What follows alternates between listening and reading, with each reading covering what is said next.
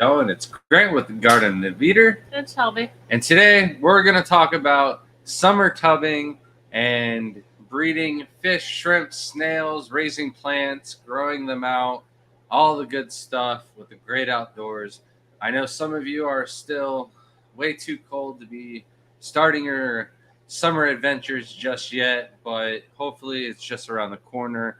However, here in Florida, we are at full swing. Probably like a week and a half behind right now, but with global and having company in town and just getting other things done around the house, we are breaking ground in Jaden's room. I hope to have that done. The whole room refurnished with all the tanks and everything like that by the end of the month, and that will put us over 400 aquariums. So maybe it won't, though, because I think we might be pulling 10 gallons from this rack and that rack and then just moving them. I don't know if it'll get us to 400 quite yet, but definitely a lot of stuff going on at the house. But at the same time, I have been prepping all of the tubs outside, the ones that don't already have shrimp in them, for fish and different kinds of plants that we keep and raise all throughout the summer months into fall. Really get good growth and breeding right around November. It kind of cuts off. The Not only does the weather start to warm or cool down, but we also lose the amount of sunlight that we get throughout the day. So the plants kind of go a little bit dormant. A lot of the plants that I'm going to be talking about just don't really do well or die off completely, entirely while outside. So we kind of just restock during these, first couple of weeks of spring after all of the freezes are totally behind us. And when, you're waking up in the morning and you don't need a jacket or anything or long sleeve t-shirt or anything like that, then, the fish are happy as well. And it's safe to throw them all outside. So first thing we've been doing, and we started this even before the weather kind of got a little bit better, is getting rid of all of the duckweed. We made that one of our year goals. We haven't started at all with anything inside the house. Maybe a few little tanks here and there as we're catching shrimp and fish, but for the most part, I've been working really hard outside to get all of the duckweed out of the main grow out ponds, mainly like the guppy grass ponds. Nobody wants guppy grass if it's got a bunch of duckweed in it. So that was a huge, huge issue with us trying to get all of the duckweed just out of those tubs alone. Now that it's out of there completely, it'll make going through, because we've got our first show in less than 2 weeks now in Louisiana, Aquafest, and you best believe we're going to be bringing a ton of guppy grass, and that is all going to be duckweed free because we took care of it weeks in advance, and it's not really that hard. For the most part, the duckweed just floats, and if you just run a bunch of water, it just runs right off the top. The guppy grass, it's nice and rooted, especially with how thick it gets. I might lose a little bits and pieces here and there, but just good soaking the pond and tub and over flooding it, which I'm great at if y'all didn't know that. And that'll help get rid of a lot of the problems. Try not to drain the pond or stir the pond up too much, because that duckweed can fall and get caught up underneath some of the guppy grass or other plants or filter or on the sides of the containers and stuff like that. And it just takes a little bit for it to start to repopulate and come back. Of course, it's not 100% gone. I would say like 99.9% of it is gone. There's just a couple tubs where I just find like a random piece here and there. But if I stay on top of it, I'm sure I'll have all of it out of the tubs. And it'd just be way easier to clean and make sure that none of the plants that we're going to sell is basically contaminated with the duckweed. Any questions? Nothing yet? All right. And then we've got some algae issues. Really, it's just a lot of cleb buildup from not really doing too many of the water changes. During the wintertime, I know all the plants and everything in that, they're just not going to do good regardless of how much care we take care of them. Also, not a lot of rain. During the summer months, we get so much rain that I actually have to drain the tubs down a good amount just so that way they don't overflood and we get fish all over the place. So in the wintertime, they're not really getting flushed out as much as they would be. But with the few weeks that we've gone through, I've been doing good 90% water changes, and I got just about all of the algae issues under control. There is a product by a product by Brightwell. It's called Razor. It's an algae eradicator, but it's more like a cleaner product. Prevents the algae from being able to grow or anything like that. And for Cladophora, hair algae, and just about any types of algae that grows outside, this razor has been a lifesaver. A lot of the nurseries and whatnot where we get the plants from originally comes a little bit dirty, and just dipping it in this razor or just dosing the razor before the first water changes really helps get it all out of there. Anything yet? All right. Then we also go through and trim up any of the plants. Some of them just aren't looking too good or too hot. Got those little dead leaves and everything like that out of there, and then worked on spreading around the red root floaters. So Richard asked, how hot do your outside ponds get in the summer? 90s?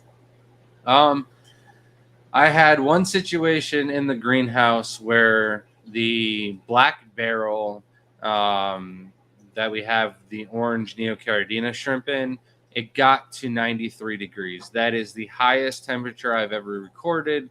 Again, it's only like a 50-gallon barrel. I kept it maybe halfway filled, so only 25 gallons of water or so. And it is a black barrel, so it was absorbing a lot of the sunlight and rays and stuff like that. The shrimp are fine though, no losses or anything like that. Most of the other tubs stay in the lower 80s. There are some brutally hot days, but we have a system of shade sails that go over a majority of the ponds, so that way they do stay nice and cool. Besides the floaters, we also use a bunch of different lilies and the mosaic plant and other plants like that that grow on top of the water, and that kind of absorbs some of the heat as well. They turn it into growing energy, so the plants, the pond water itself, kind of stay a little cooler than you would think. Zoltan's Aquatics asks, is there a preferred substrate to use in a tub? So realistically, it all depends on how you want to set up the tubs. We've done, I don't know, 4 different kinds of substrates, at least with our tubs outside.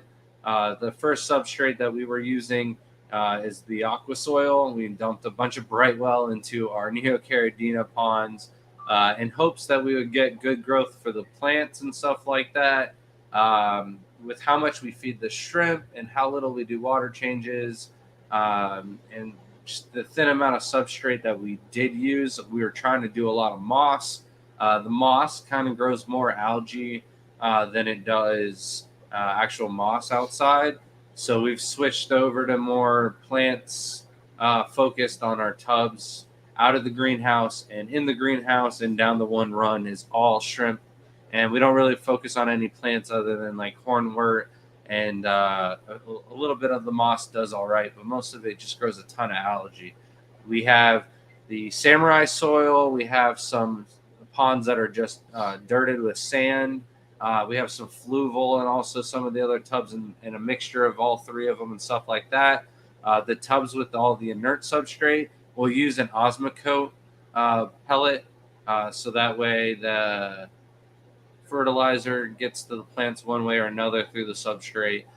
With the aqua soil, we don't really worry about it too much.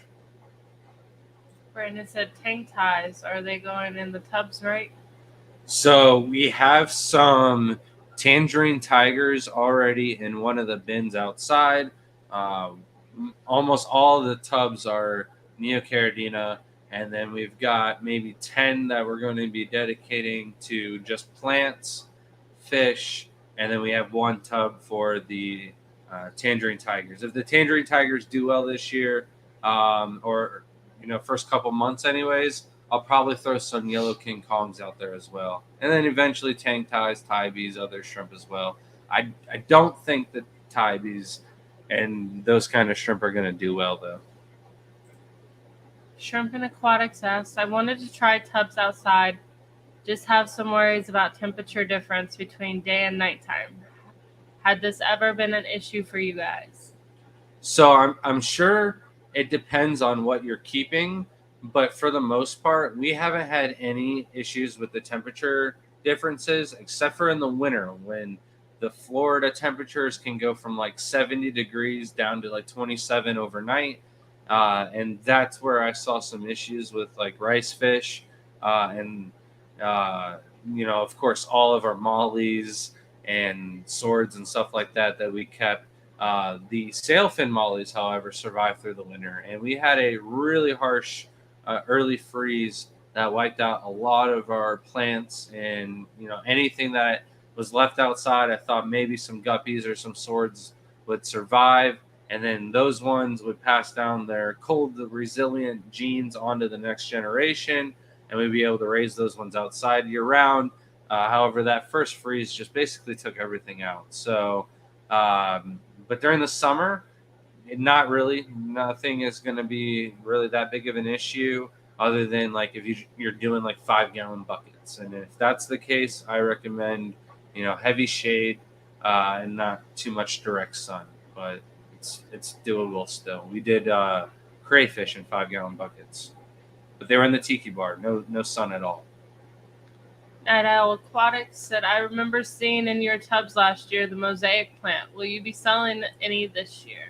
Yeah, so we just put in basically our first plant order of the year. We like to do it like 2 weeks beforehand, before the shows.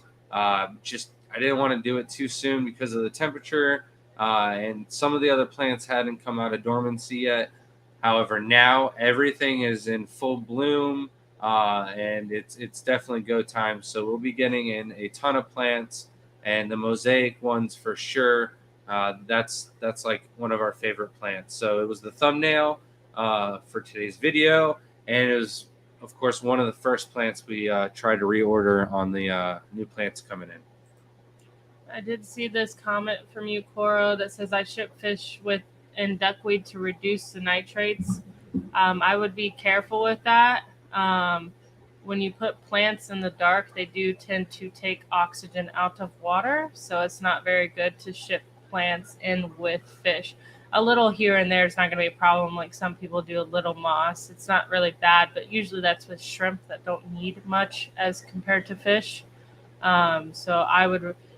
They're also not going to reduce any of the nitrates when it's dark in the bags. If it's not sun and they're not growing with photosynthesis and producing more little plants, they're just going to be causing more nitrate issues. So what we use for shipping, which sometimes we don't want to use with fish, but it would be Purgen, does help. So we got to figure something out for fish, maybe. There's those little sponges that you can cut out that absorb.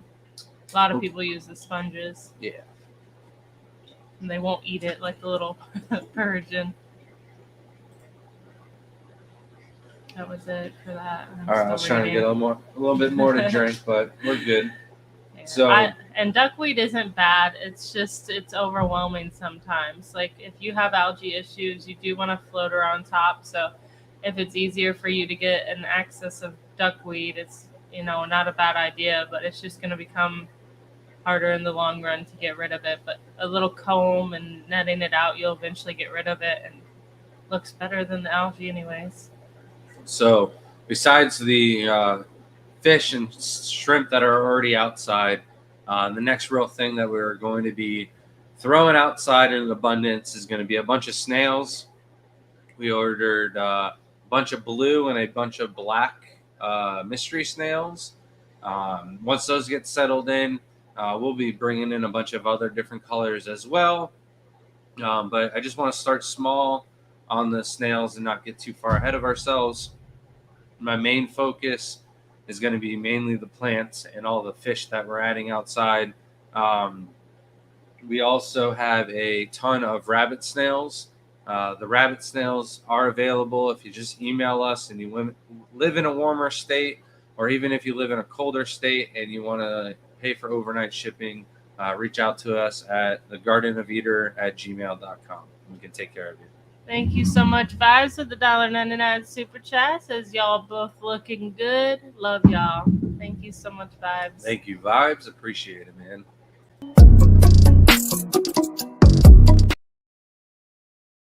You going to Aquafest, Vibes?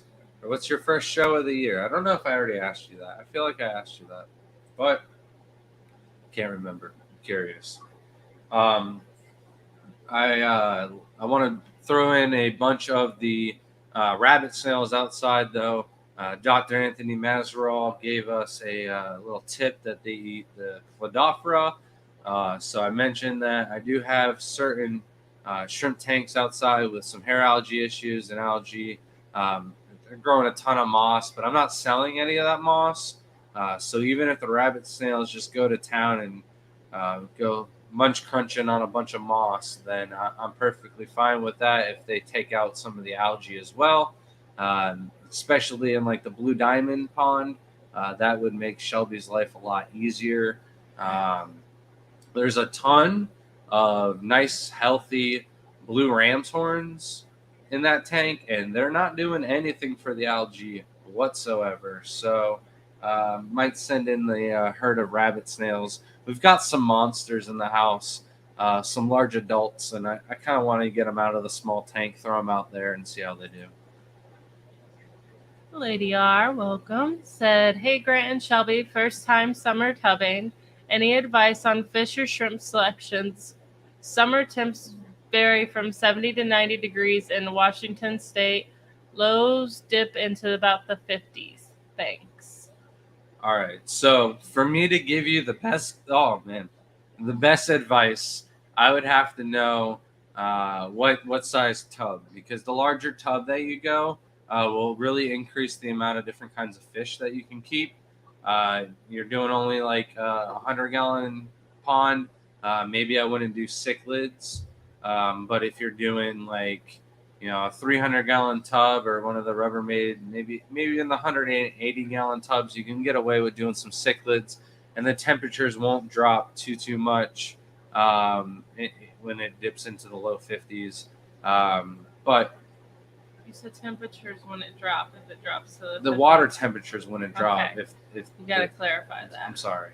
Because the temperature's dropping. Keeping me on my toes. Thank you. So, the larger the tub, the more different kinds of fish that you can do. I would do rice fish. They could certainly take the temperatures. I would also, do a variety of different guppies would be all right. And when it does rarely dip into the 50s, you can get some like greenhouse plastic or something to cover up the ponds or insulate them a little bit, so that way they hold temperature a little bit better. With shrimp, you could do any of the Neocaridina shrimp. Pick your favorite color, throw them outside, and watch them just do wonderful things with the sun. They grow faster, they're going to breed quicker, and you're just going to have overall better looking shrimp, because just something happens with the pigment. The pigment is like natural sunscreen, so you throw them out in the sun and they're going to just look better overall. So and then the fish, it can really vary. You just kind of do some research before you dive into those. Coral asked, if I was to order a line of Neos from you for summer tubbing, what line would you require the least coin, be lowest maintenance, snowballs? All right, back to Lady R.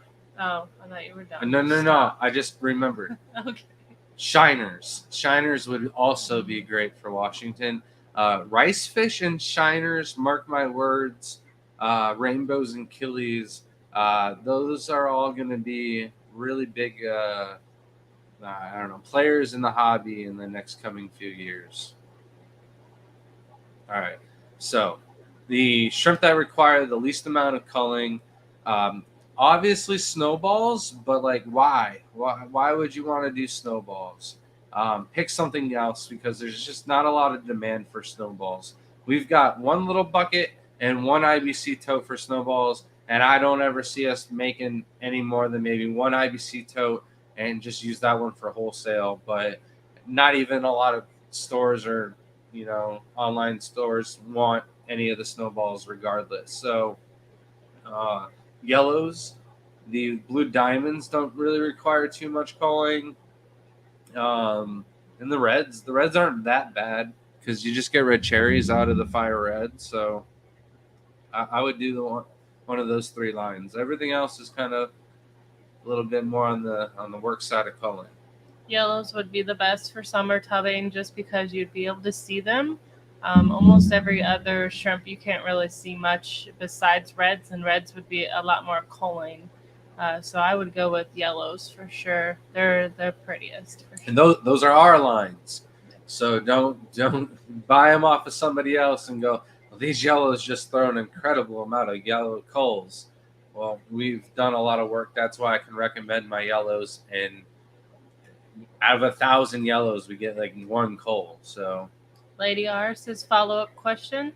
Best size for a summer tub. I was thinking on a metal through trough. I can't say the word tonight. Tub, but I worry about the metal attracting too much heat. I was going to paint it prior to. all right. So I have a list of tubs or different kind of containers that you can use for summer tubbing, and the metal Caltros. It's a good option. They do kind of rust out after some time, so it's not going to be one of your better long lasting options. But if you have an old one laying around on the farm, it doesn't hurt to throw some shrimp in it and go for it.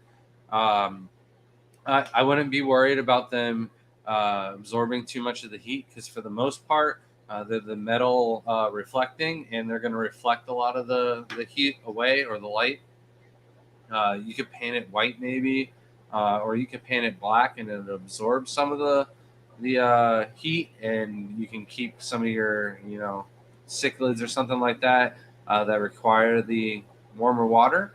But there's a lot of cheaper options, I think, than the metal troughs.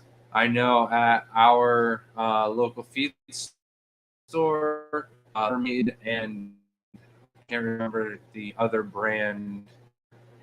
There is another brand. It's a little bit cheaper of the totes. We have both. One's a little bit more flexible than the other. I'm not quite sure on which one would last longer. I do know one's a little bit cheaper than the Rubbermaid tubs, but I think those are all cheaper options than the metal tubs. I think the metal ones are like more durable, so that livestock won't trample it and knock it over and stuff like that. But there's other things that I think have more bang for your buck, and that's what we use are the IBC totes. The IBC totes are those big white large box containers with the metal grates around them. They got a little kind of screw on lid on the top and then a valve on the bottom that you can open and close to keep the water in there or let it flow. I don't use the flow valve to do my water changes, but you certainly could if you had a big enough fish and blocked it off. You can definitely DIY a very easy water drain system out of the IBC totes, and they're fairly cheap and they last a really long time. You can look on Facebook Marketplace and Craigslist. Those seem to be the best options. But they can be filled with anything from glue to oil. The ones we get are held with sulfur, and the sulfur is water soluble. So if you just wash it out a couple times, you don't need to use any soap or anything like that, and it just washes out pretty easily. I'll spend a little bit more money for nice clean ones. I found them as cheap as $20, but they were on wooden pallets, and it looked like they had uh, oil or something in them at one time. It took a while to really clean those ones out. I think I actually just gave them away to somebody rather than trying to clean them myself. Um, I'll spend $50 to $75 though for the clean ones, and this really depends on where you live. In my area, there's a lot of like Coca-Cola plants and other little companies that use these big giant IBC containers for syrups and other things like that, and the market kind of drives that price down because there's so many of them around. And then there's even like people that are trying to sell them in bulk, like 20 to 40 of them at a time. And like in our area, they're willing to drive to you for an extra fee and stuff like that. You can also use like the Rubbermaid tubs and HDX containers that you can get at Home Depot. Of course, those are going to be lower volume of water and stuff like that. Um, you can also get like kiddie pools, the cow and uh, the ranch hand or farm supply stores. Some of them have those big giant blue pools. We had one that was like 600 gallons. Those were great. Just the footprint for where we are in the greenhouse and stuff like that. It was just going to take up way more room than like 3 IBC totes. So we went with those options instead. So it's just something to think about with the oval and circular containers. You kind of lose some space around those gaps. But if you're doing like catfish or something like that, they're going to get banged up in the corners. It is a little bit better to use those oval containers when raising up some smaller catfish. Uh, Talked about the Caltros. The other thing is like here in Florida, you can get the concrete burial vats. Look them up on Craigslist and stuff like that. We've got farms and stuff like that buy them up. I think they're in low supply right now, but whatever you can put water in, essentially, can be an outdoor tub. The Neocardinas, and as long as you're doing pretty good water changes on them and stuff like that, even with a little bit of rust on the metal troughs, you'd probably be all right. So there's no copper or anything in it; it's galvanized metal. So. Also, I did see a comment about the IBC totes being ugly. One way to hide that is to grow plants around it. Grow a vine around it, any flowers.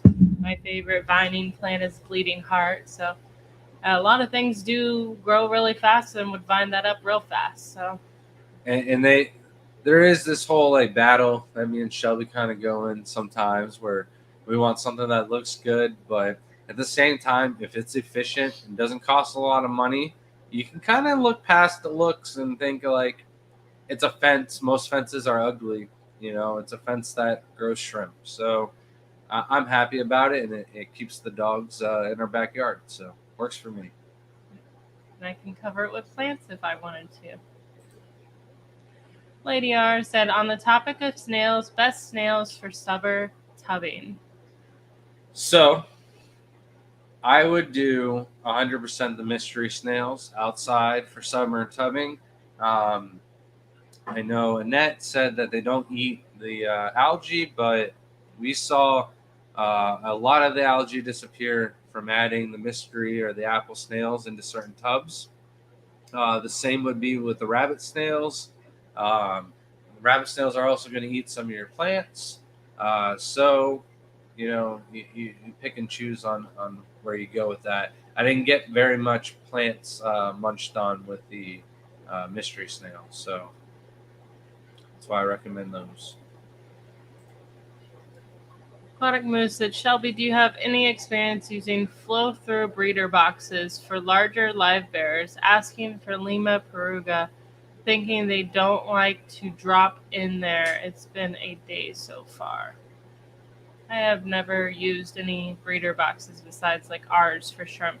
Never used them for live bears though.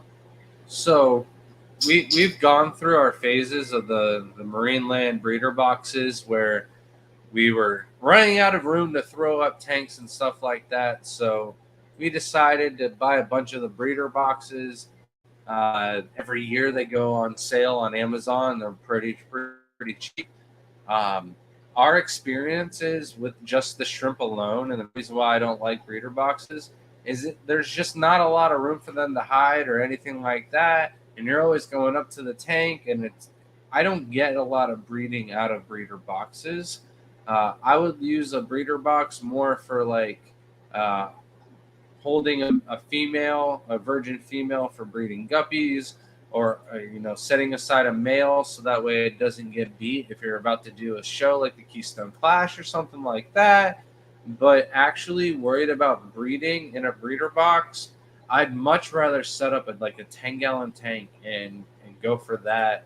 And you're just gonna get a lot more bang for your buck, I think, with even spending a little bit more money on a 10-gallon tank. So, if you have no more room, though, a breeder box, I think you're rolling the dice, and not a lot of people win with the breeder boxes. So, good for raising fry and stuff like that. Lady R said, "Thanks, Grant and Shelby. I'm thinking of a 40-gallon galvanized steel tub. I'm integrating a waterfall feature in it too with lots of plants." Sounds nice. All right. So, back to the list. We have recently thrown out a bunch of Daphnia out into the ponds outside. I had two specific ponds that were just green water. Some would say infested, others would say liquid gold. So we threw um, the Daphnia into three different ponds, one that didn't have green water as well. So we're just feeding that one basically with spirulina, some of the shrimp envy baby food powders and stuff like that. The one tub that was green water is no longer green water. The Daphnia have completely gone through that, but I probably have 20 times the amount of Daphnia that I started with, at least. These things have completely exploded. So we have set up another bucket so we can make sure we've got at least 3 colonies of Daphnia in case one crashes. The next phase that I think we need to do is build some type of covers or lids for those. Stop the dragonfly nymphs and mosquito larvae and the Dempsey flies and maybe even the frogs from staying out. That's also going to be the coverage of all of the basic things you got to worry about with your tubs outside. The dragonflies are going to be like the worst for their larvae. The dragonflies themselves will stick their siphon tube, egg laying, whatever thing, contraption down into the water, lay an egg on a plant. That plant can take like 6 months to 16 months. I can't remember how long a dragonfly egg can survive before it hatches, but it's too long. So you go collecting plants or anything like that, and then you stick the plants into a tank and quarantine for a month. Well, that's not long enough, and almost nothing kills these eggs. So you basically got to kill the plant before you kill the egg, and that's no good. So the larva, when the egg hatches, it's like this alien beetle death demon looking thing, and it goes after shrimp, goes after fish. Some of them are crazy long in length. Some of them are just fat and short, like pugs. But they're all bad. The Dempsey fly larvae are pretty bad themselves, just not as big. But they're going to devour some of your livestock, the smaller ones especially. So want to cover up your ponds for those as much as you can. The mosquito larvae, it's not really too big of an issue with the ponds that have running water in them. The surface irritation, any waves or anything like that is going to disrupt the siphon from the mosquito larvae and cause them to drown, so they just won't be able to survive. And then The frogs, good luck. You ain't keeping those things out. If they want in your tubs and they want to throw a party, well, it doesn't matter if the parents are home or not. There will be a party, and you'll have babies the next day. So the frogs are a problem. And mosquito larva is great for fish. So if you have a pond for fish, the mosquito larva is always welcome for little snacks, for little protein.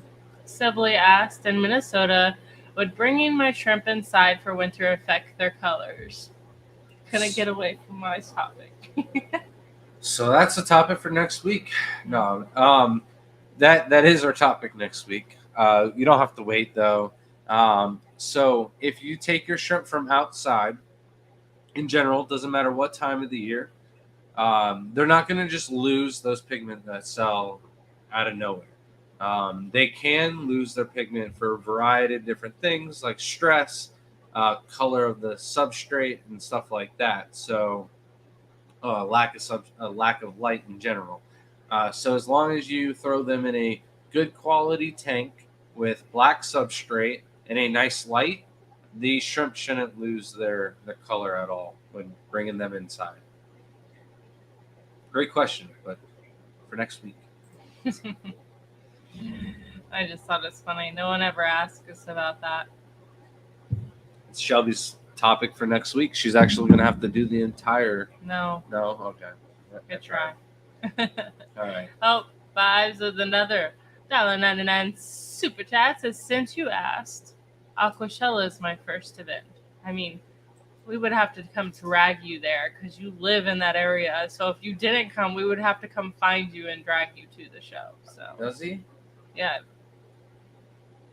I'm pretty sure. You're making me question everything now. You live in Texas, right, Vibes?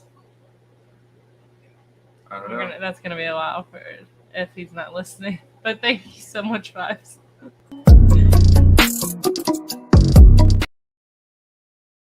But thanks for answering. Aquashella is not that long away, so we don't have to wait too long. Speaking of Aquashella, the American Shrimp Contest registration is now open.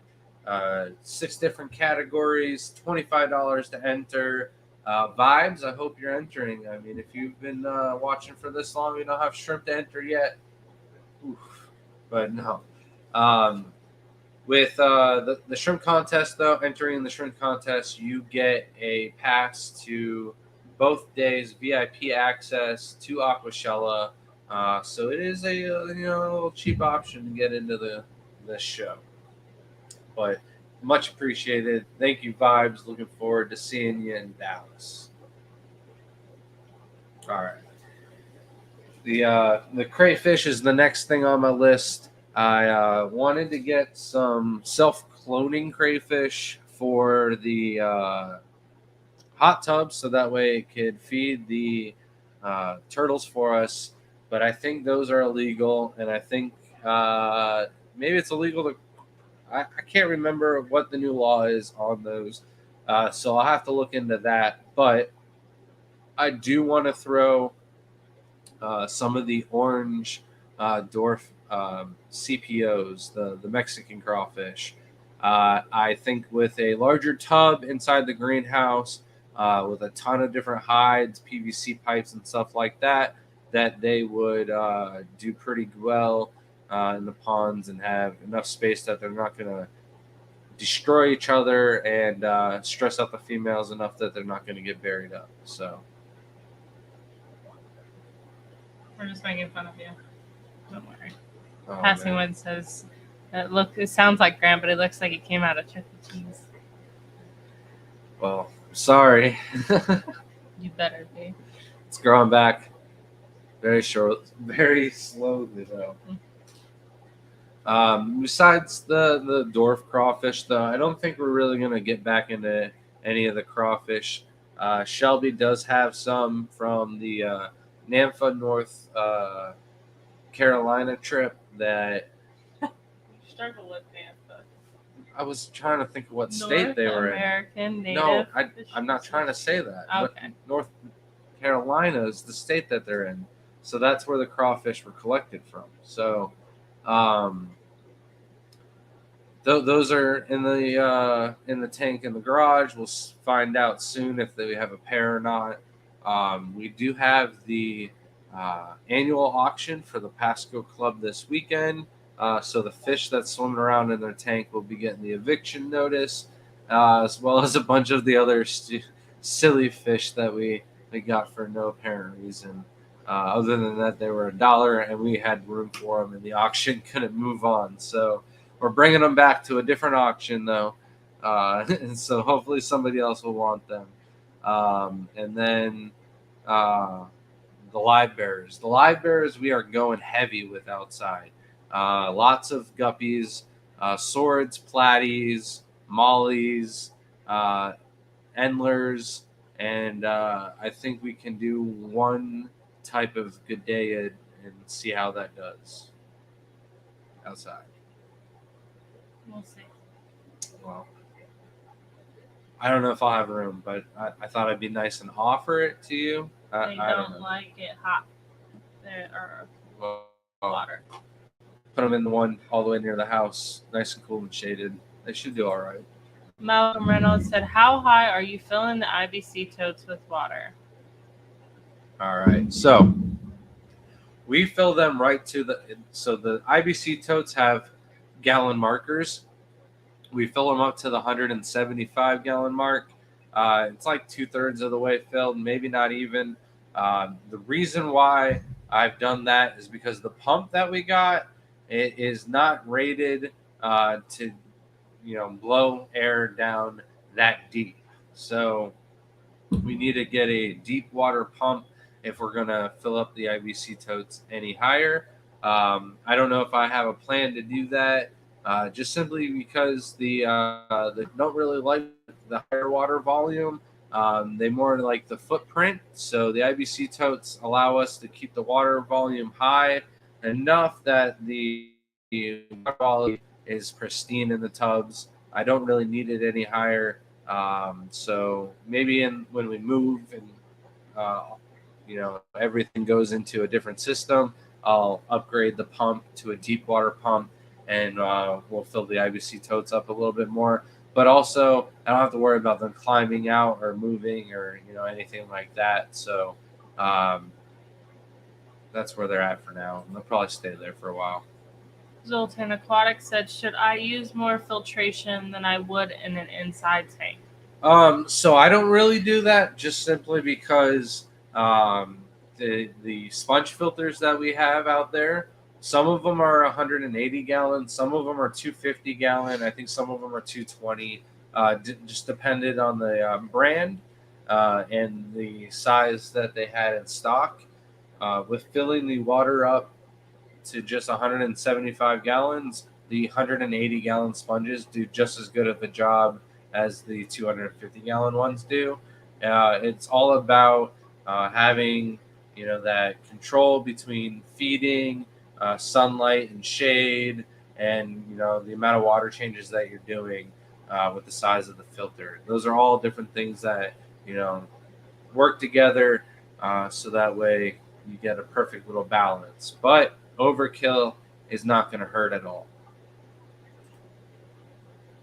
Aquatic Moose did talk about moving that fish to a 10-gallon, empty 10-gallon. If you have a 10-gallon available, it's much better than a breeder box.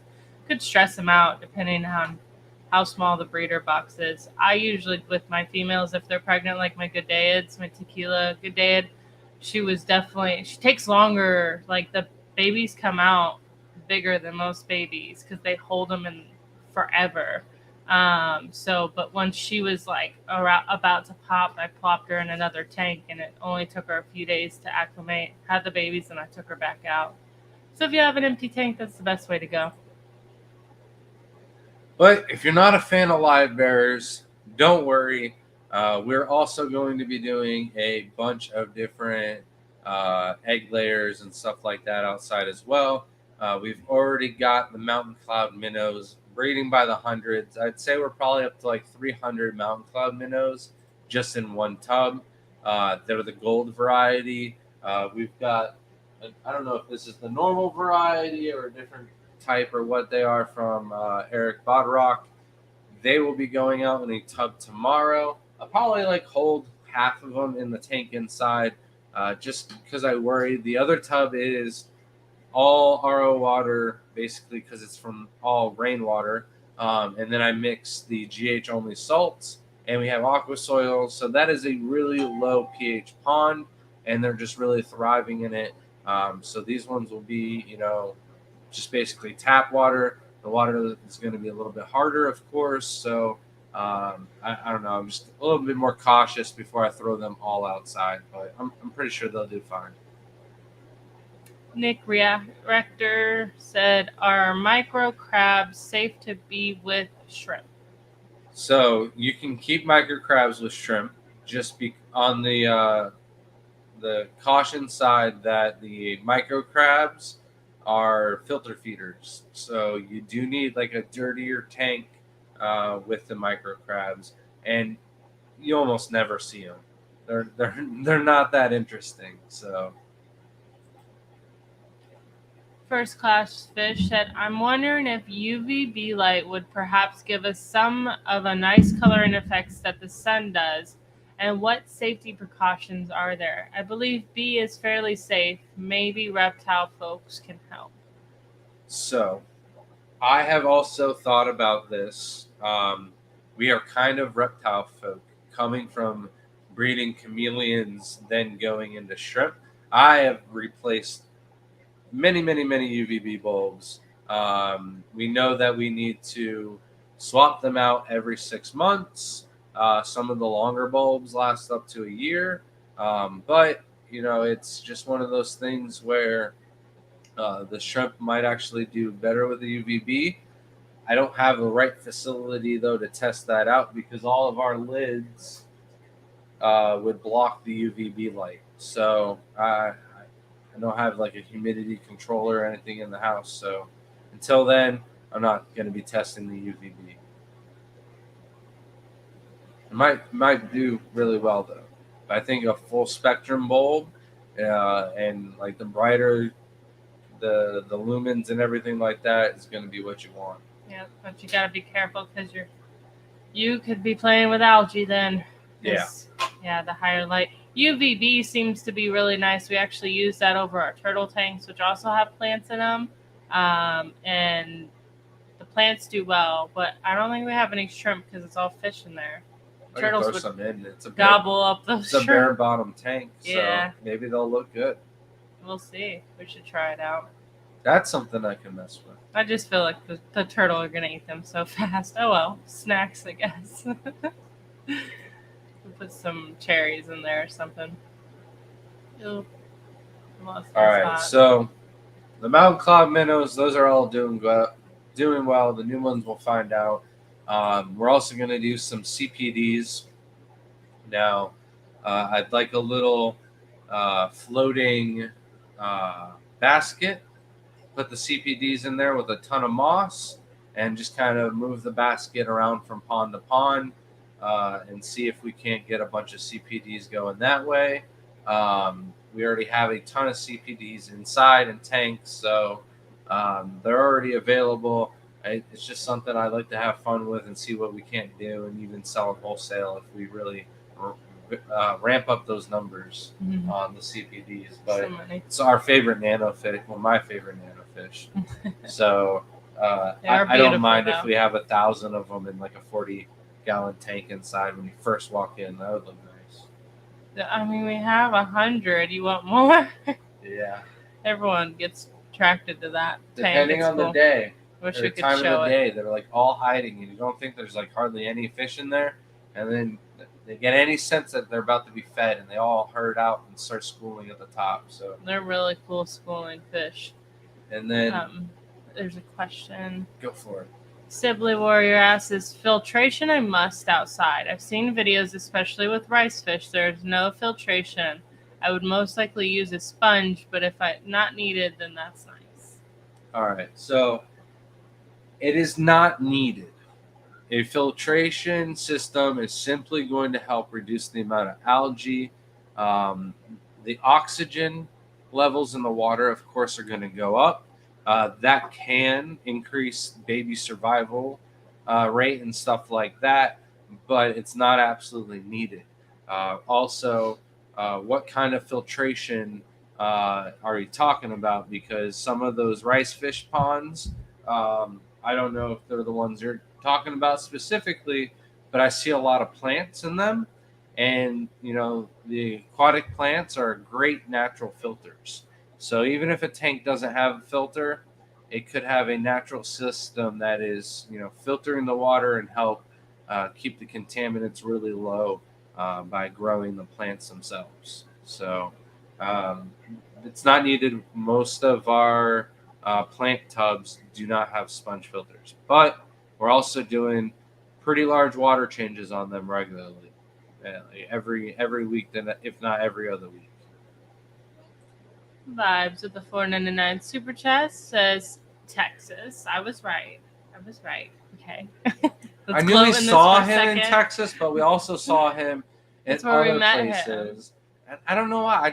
I feel like vibes. You Well, could we be were- chilling in Vegas, just having a good time at the same. You know what I mean? I knew it was one of the warmer climate states. I didn't know. I said, by the way, I messaged you, Shelby, on Messenger. Oh my God, I'm terrible at getting back to people. I'm so sorry. I'll get back to you. Grant, the only fancy shrimp are cream cheese stuffed shrimp wrapped with bacon and grilled. Sounds not- like a commercial. It's not bad, but I think sounds awful to me. there's some fancy freshwater shrimp. You're talking the saltwater ones. Thank you so much. I forgot to play a video.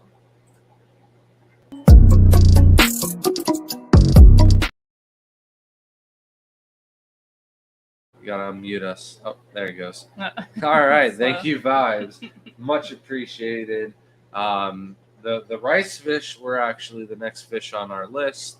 I came across Dean by looking up rice fish videos. We have the daisy rice fish. Those will be moved outside tomorrow. Those will also be thrown on our website here shortly. But I want to get the orange Medaka. I'd like the platinum ones. I'd like the tri-colored ones as well.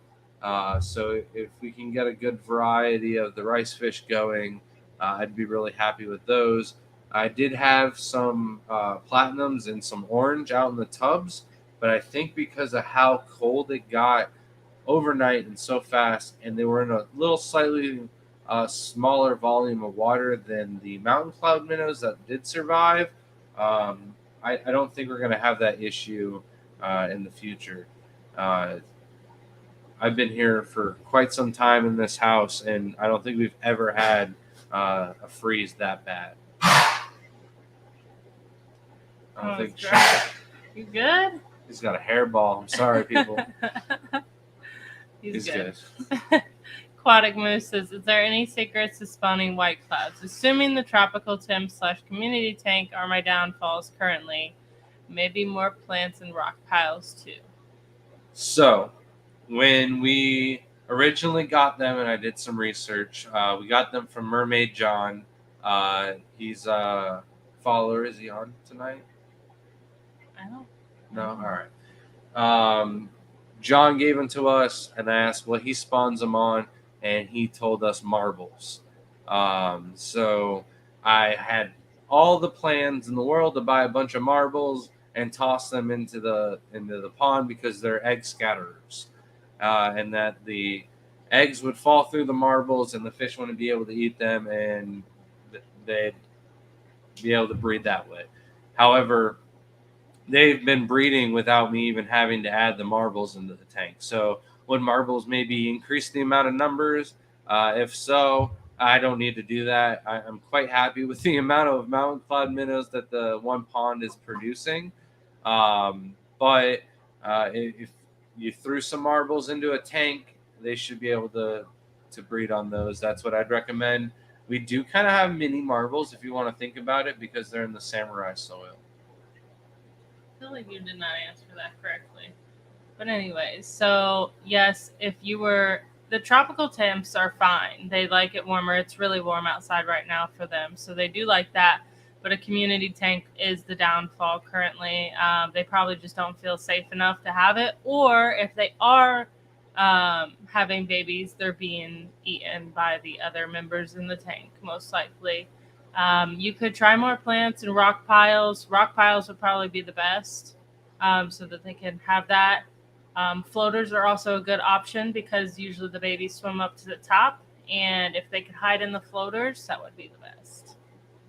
We've been sniping the babies off the top with a cup of water, with a cup, and just scooping the water up.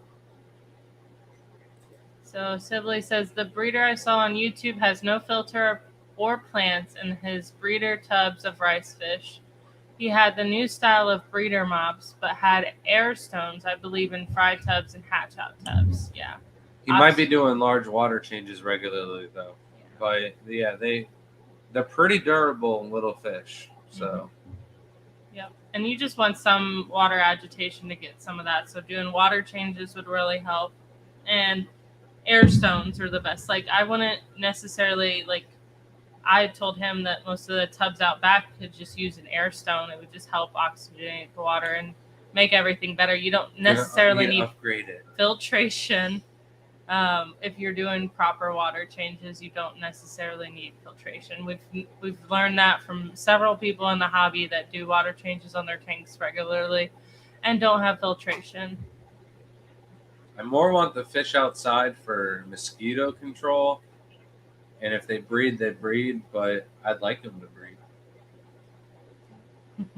They're more like plant grow out tubs. We got a bunch of Eros. Let's talk about the plants. So, bunch of Eros and Jungle Val did really well over the wintertime. The Jungle Val, or I should say Valsinaria as a whole, because we had Jungle Val in one, I think probably Italian Val in the other one, and then a native Florida in a little muck bucket. And all three of them grew underneath the substrate as like runners and just like very short little plantlets throughout the wintertime. And now that it's getting warm and a lot more sunlight, they're starting to throw up a bunch of longer leaves. And that's now why I'm realizing how much they really grew throughout the winter. The Eros didn't really grow too much, but they didn't wither away or die. Eros is one of those plants that we can collect here locally. It's a native plant, so I think it can just weather the climate a lot better. And then the mosaic pretty much melted away during the winter time. We had a bunch of stems planted and stuff like that. If it was going to grow back, maybe I pulled it out when I just did my algae control and removal, like siphoning up any of the other stuff, kind of gotten all that out of there. Talk about your question. Go ahead. Do you use plecos in outdoor tubs? No, they're not good for the plants, so we try not to keep them in the tubs. Parrot feather. This plant did fairly all right during the wintertime. It's what I really recommend is like an outdoor tubbing pond plant. Doesn't really grow very well inside. It constantly tries to shoot up to the surface and then grow on top of the water. And that's really where it looks its best. And it can grow in a really nice mat. When we go collecting, I like to go into the parrot feather and scoop out a little bit of water right underneath the parrot feather. And that's, a really great spot to get a bunch of different little killifish to newts, sirens, all different little critters. So anytime I see parrot feather, I usually go after that. We're going to move it out of the muck bucket, though. Since it's almost illegal in every single state to sell it, I'm probably just going to grow it out of the hot tub and use it for looks, just because it's such a really nice looking plant. All right. Where you at, Crip? Yeah. I was just about to say that. There he is. I spoke too soon. All right. The last real seconds. pond plant that I'm going to mention is the red root floaters. These things really died off during the wintertime. They held on though, and they're coming back. These are one of the pond plants that I recommend you run no filter and highlight, leave them right in the sun, and they'll do fairly well for you. So. All right, it's time.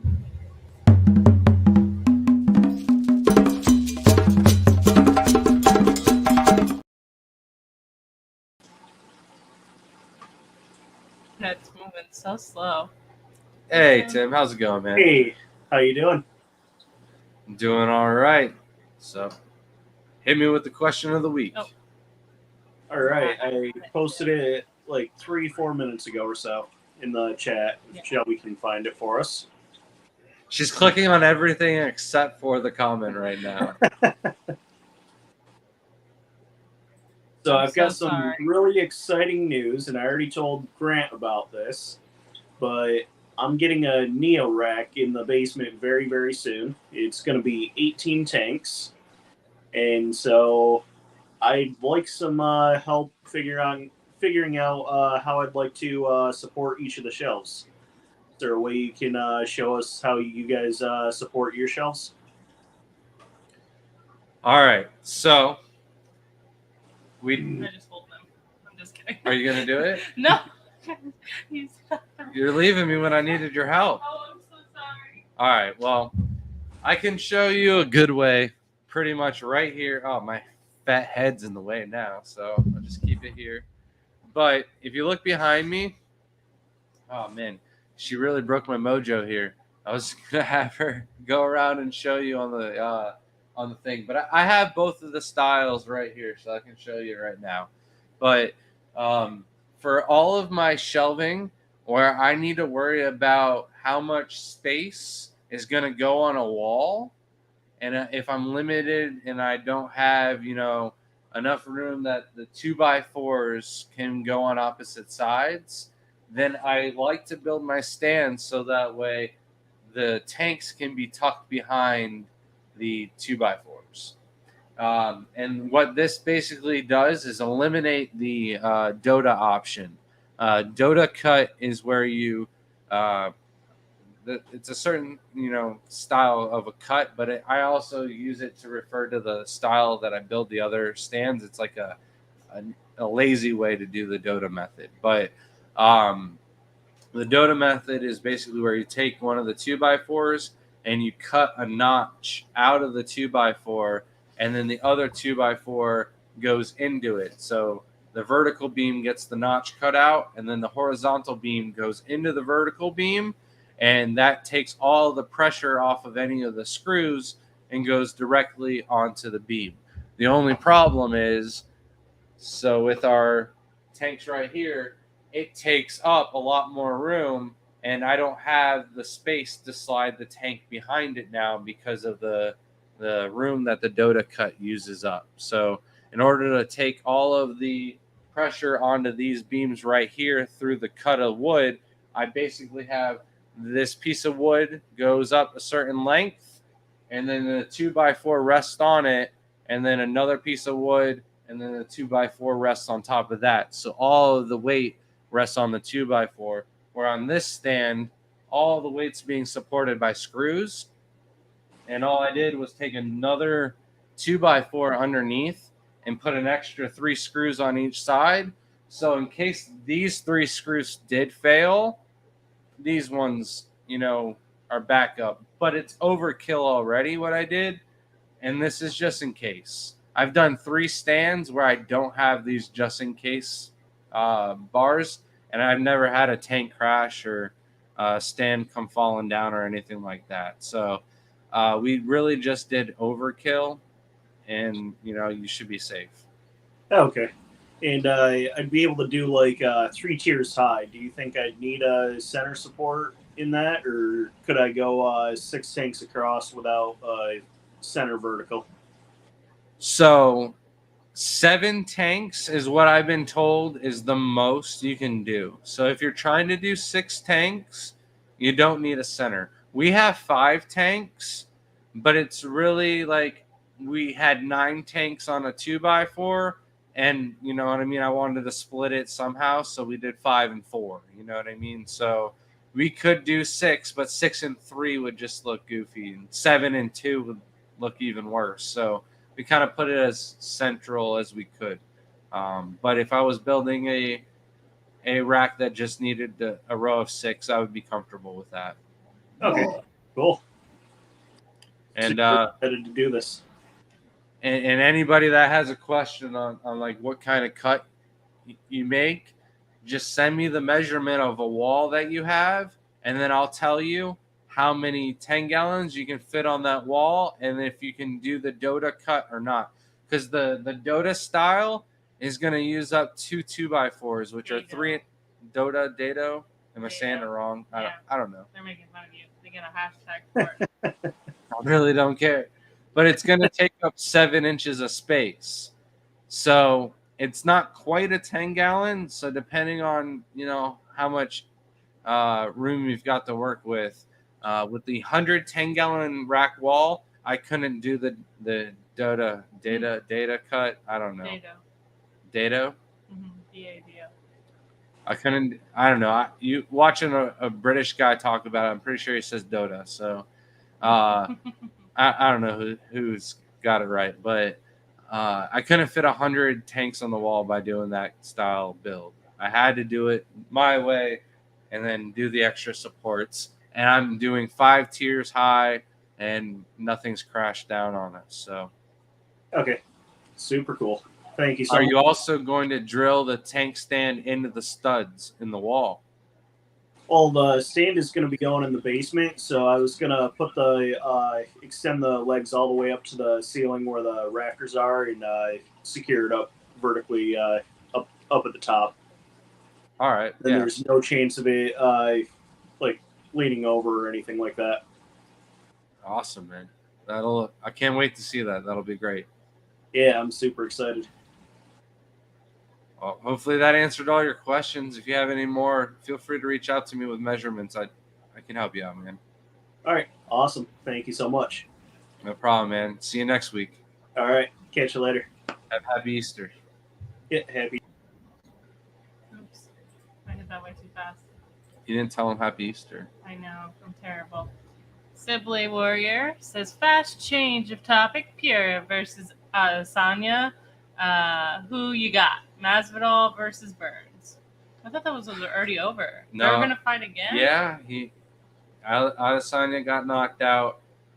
I feel like Adesanya is going to be a lot smarter and not get knocked out this time. He just likes but I won't be surprised if Pierre knocks him out in the first round. I wouldn't put money on either side because that's not a smart bet either way. I also got Burns submitting Masvidal, but it's not what I want. I want Masvidal to knock Burns out and then get the fight with Edwards, but that's not going to happen. So Adesanya is my favorite. Whoever's going to quote Naruto scenes is always going to be my favorite. He better win. It's going to be upsetting. I don't think he's going to, though. I know. Just because I want him to win. Guppy B said, my tangerine tigers from you are doing great in my Neo water. Heard you had some orange-eyed something shrimp that would stand Neo parameters. Can I get a side deal at Pasco next week? We will not be there. No, we will. We will not be at We Pasco. will be at Pasco this Next. weekend. It's this weekend. Just It's this weekend is the Pasco meeting. No, it's this we're weekend. gonna argue. What happened? I don't know. Oh, it's my phone. Okay, good. The whole screen went black. Thought the dog just ruined the whole stream. We're good. Hold on. Quick argument here. Pulling up the calendar, taking me longer than I thought. Shrimp totally threw me off. And But that you missed us Saturday talking about is the mystery 8th. snails. The day before Easter. Okay. It's terrible timing. So, yes. We cannot do that, though. I'm sorry. The Orange Eye Blue Tigers, we took care of one pre-order today and moved those out. We have another pre-order that I need to take care of. Once that's done, then, the next person in line, if that's you, Guppy Beast, you let me know. I can add you to it. But probably looking at like a month and a half away before I could let any of those go to you. I sacrificed an entire orange eye blue tiger colony. I know it's crazy, but at the same time, I started another one, and that tank is doing all right as well. But I sacrificed it to cross it with a red tiger normal eye to make all from scratch, basically, because I'm re-engineering it. Normal tigers that don't have any fancy eye or anything like that, because nobody else has them. So they look identical to the ones that we used to have. So I'm very happy about that. My next project will be Bengal tigers, a liger, and trying to make the saber-tooth tiger for Joe. Exotic. That's after space. After space. After I conquer space, I'll conquer Joe. Coral Works asks, did you find any one color of shrimp is more food aggressive than the others? I have one tangerine tiger shrimp, and he is just an a-hole. So, I think that Omano shrimp for sure are the biggest jerks of food ever. But those aren't probably one of the colors that you were looking for. Stardust and cheetahs and raccoons, those three are all quite aggressive. The tangerine tigers, it's really like if one shrimp just gets really big, it'll do that with any of the Caridina. And, you know, the tangerine tiger is a serrata just like the cheetah, so it's close to a wild type shrimp. So I could see them being a little aggressive with the good stuff. But other than Stardust, I don't see aggression too much. The Stardust are definitely, I'll take this food and I'm running. I would also say females tend to be more aggressive, food aggressive than others. So if that tangerine tiger just happens to be buried or a female, you'll see a lot more aggression because she's trying to take care of her eggs. Back to the list, or do you have another question lined up for me? I forgot about the list for a second. All right, back to the list. Koi fish are a great fish to do outside, not just for the summer. They can be outside all year round, as long as you don't have the ice frozen all the way solid on the surface. Some type of water irritation. That's not the word I'm looking for. Agitation, aeration. Keep the water oxygenated so that way the koi fish don't suffocate. Shady over here. No, not even close. Aeration. I should read the dictionary more. But yeah, they do really well even up north. And this is the time of the year though when they are breeding. So throw your spawn mops out and stuff like that if you want to get your koi fish really going.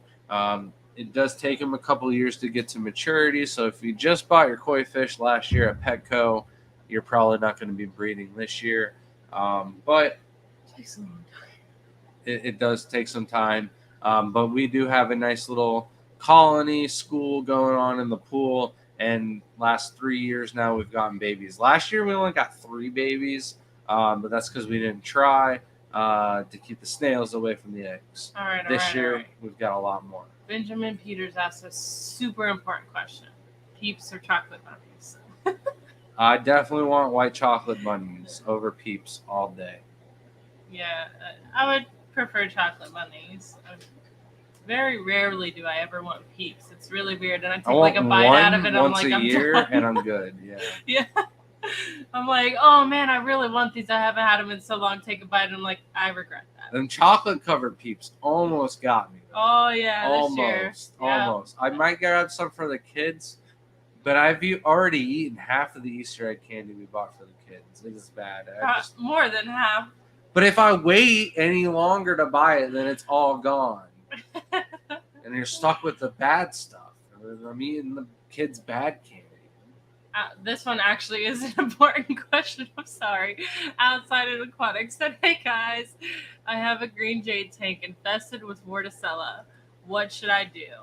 All right. Sounds like a pasta. Who named this? It sounds like a fancy pasta that I should pair with my wine. So this is, I think, the one. All right. I'm horrible with shrimp disease and parasites and fungus and stuff like that because I have the least amount of experience with this stuff. This is something that you can go to your importer, go to the dude that's flipping a lot of shrimp. He can tell you the best possible solution. Off the top of my head, though, it's salt. Add aquarium salt to the tank, salt dip the shrimp, and remove the molts. Do not let the shrimp eat your molts because if they do that, then they're going to be infected with it, and it's just going to be an endless cycle.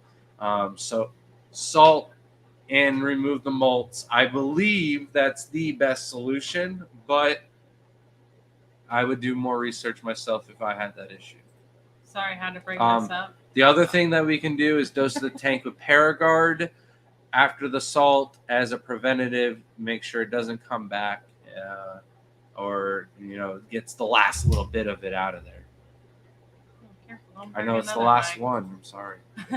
Bunny said peeps over campfire. That actually sounds really good, though. I would try that with some chocolate on some graham crackers. This freaking teardrop thing going on with the collar of my shirt. There we go. It's usually There we too go. hot in Florida for us to do that, though, when peeps start to come out.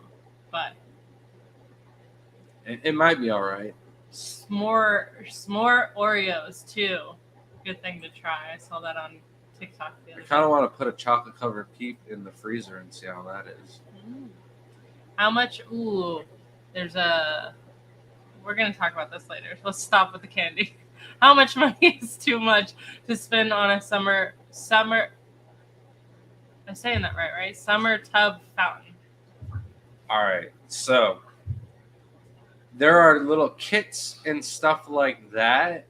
I would look into it and just make your own. You can save a lot of money by just buying a sprinkler nozzle sprayer from Home Depot and some PVC piping and tubing and stuff like that, and DIY your own little tub fountain because the kits are expensive and they suck. So you can get a really decent pump on eBay with a good head height that's going to launch some water up into the air and put a nice little spout or something homemade out of the sprinkler aisle at Home Depot. Again, though, I don't know how much money you have, and if you can, just send it. I think even I don't know if Owasso does pond stuff anymore, but they used to have some really high-end pond equipment, but it was expensive. It was not cheap. All right, back to me, back to you. I don't know. Back to me. All right. The last fish on my list, we kind of already talked about this, is cichlids. We've done everything from electric blue acara, Jack Dempsey's, Oscars, the parrotfish, Tropheus. We've done quite a few different cichlids outside. All of them breed very easily. The warm weather and stuff like that, you just got to be really cautious as soon as the temperatures start to drop, that you've got somewhere to move those beasts inside. So some of the dwarf cichlids and stuff like that would be a great option. Dane, you've seen Dane tonight. Dane has a bunch of Episto tanks outside. They're only like 20-gallon tanks. I think Jason at Primetime Aquatics got some of it in on Dane's video. I'm not sure. He really focused on the barbs. But I think there were like 92, 93-degree temperatures in Dane's greenhouse with the Epistos still going outside. So I would definitely think about doing some Epistos. Once I get them going inside, then I might move them outside next year. We'll see how those go. Back to you, back to me. Grip said Vorticella is a pasta best served with sauce de la Funganucci. Fungucci. I can't even, is that gnocchi? Is that how you pronounce that?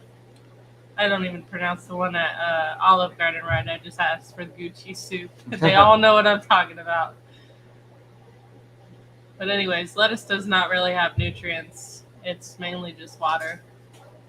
It's not that it's bad. It's just not really nutrient filled. I don't got much stuff on my list, and there's 40 minutes left. WB says, fine, I'll do some Stardust while I wait. I set up 16 10-gallon rack, so saving 4 tanks for Caradina that can handle hard water will be stocked by the TGOE. So Stardust are definitely a good option. They might be like one of the most hardiest shrimp out there. I thought that once upon a time, the 40-gallon in the top of Jaden's room, I had a bunch of self-cloning crawfish in there. And of course, there's a bunch of little babies, all different sizes and stuff like that. And I just always assumed that there was a good amount of baby crawfish always in the tank.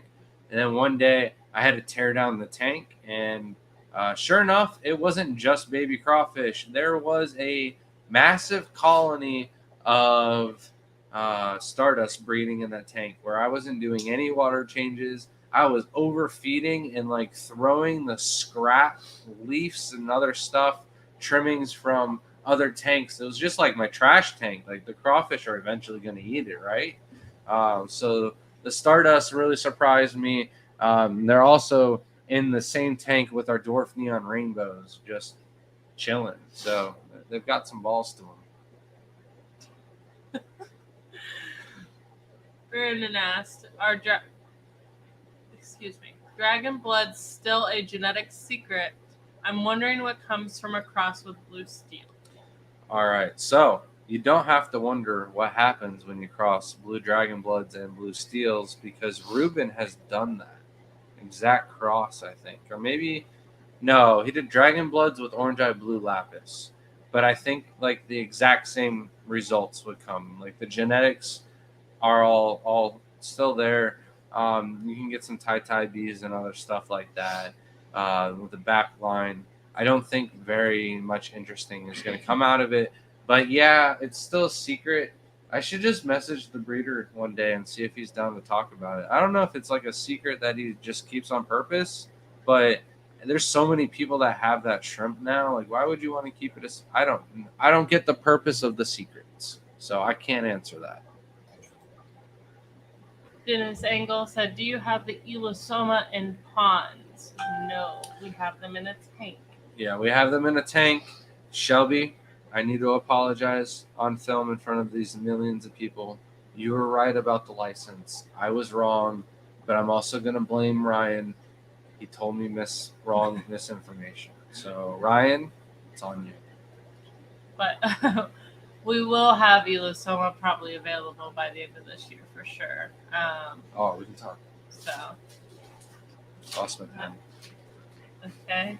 All right. Find it. Is it that important? We're good. All right.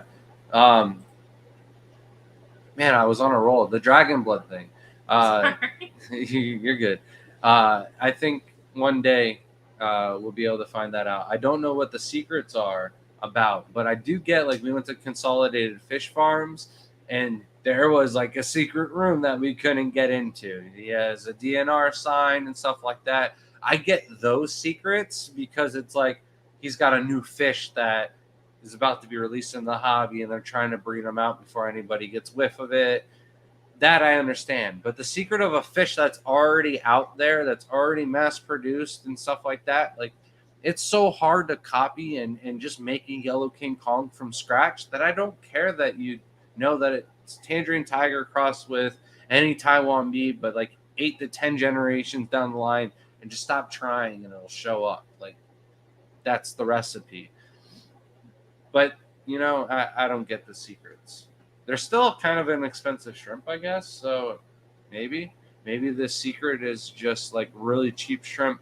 Boom, 3 crosses away. You just got to know which ones to choose. But I don't think it's that easy. I think a mutation can. Are you quitting on me? I'm dying, slowly fading. I'm laughing about aquatic moose. Everything we're talking about, they've got a song for it, and now it's getting stuck in my head. So all night I'm gonna be singing that. It says, "Because your fish is on my list." Well, I had a funny story. My mom had gotten a gift of a giant kiss you'd hold all the kisses in, and when every time you opened it, it would play that song. So that drives me absolutely bonkers. That thing still works today, and I think it's like 20 years old. That thing's so annoying. But anyway, continue with your list. Well, the only thing left I have to talk about is basically keeping the systems all as one healthy, natural balance. I kind of mentioned it, the perfect balance between light and shade and stuff like that. So the way we do it is, of course, air in the systems that we can. I've mentioned we've run out of airline options. Shelby's like, just drop one in. I'm like, yeah, but if we do that, then this one will lose power and stuff like that. So for the moment, it's not really worth upgrading the pond. The pump's going to cost like $500, $600. And the tubs that don't have air, I don't think they would benefit that much from adding the air onto the new system. I'm also worried about upgrading to a deeper water pump and having to upgrade the PVC pipe as well. So not looking forward to doing that either. So if we can just wait for it and move and then upgrade all the system and do everything like that at once, that sounds like a much nicer option and less mouths to feed. It's kind of a little bit better and easier for us anyway. So air is definitely going to help though with baby survival rate and algae control. I also mentioned that any kind of air surface movement at all will help keep out the dragonfly larvae and stuff like that. So all around, I highly recommend it if you can. Of course, there's some non-electric situations, and I don't really recommend using most of the solar options out there. You're not going to be happy with the result. It's not always going to work, and you want something that's going to be constant or not at all, honestly. The shade cloth. This is a huge help with the temperatures as well as algae control. We've got the tubs in the greenhouse, and we did one layer of shade cloth, and it blocked out maybe 20% of the sun throughout the day. We were having a ton of algae, green water ponds, and stuff like that. Very hard to work with the culling and stuff like that when the pond water isn't good enough to see through. So we added up enough shade that basically blocks off all of the sun, filters it out throughout the entire day. It doesn't block it all out, but it does, at least 20 to 30% shade. It's going to go a long ways with algae control. Zoltan asks, filter with spray bar or sponge filter? For us, we use the sponge filters just because they're easier to do. They're super efficient. The shrimp are very low bioload. If we were doing something else like mass producing live bearers where we're having to feed a ton of food and stuff like that, I might do a larger filtration system with some type of drip system with a spray bar or something like that. But I'd probably also have sponge filters in there as well. Anaconda, welcome in. Said, what's the best substrate for your Hawaiian shrimp on your site? Are their water conditions more like Neos or Caridina? All right, so the Hawaiian shrimp are actually completely different from both of them. They are brackish water shrimp, so you're going to need a salinity of 1.007, and that is going to be optimal condition for the shrimp. You don't really need a substrate per se. You can use any kind of inert sand or anything like that. But you asked what the best is, and I think some type of crushed coral. It's going to help, buffer the pH a little bit, keep the water a little bit harder, but it's more closer to what they have in their natural environment. Or crushed lava stone.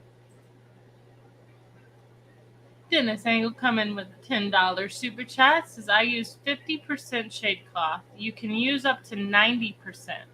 I missed it. Can you say the species that you do outside? You guys are great. Thank you for all you do for everyone. All right. So the Neocaridina species of shrimp is what we keep outside. I'm assuming it was shrimp. If it's fish, just say, hey, can you do the fish as well? And I'll list off all the fish that we do outside real quick for you.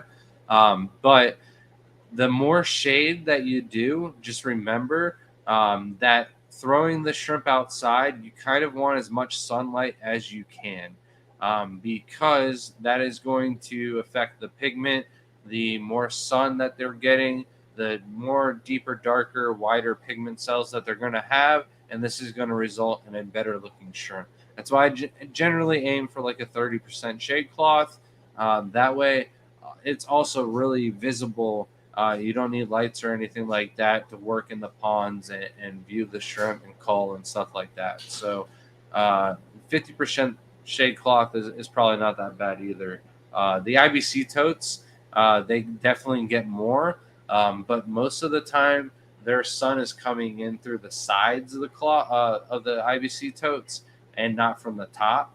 I have a really nice privacy fence protecting the top of them. It's not really a shade cloth, and this is more to just keep the dragonflies out.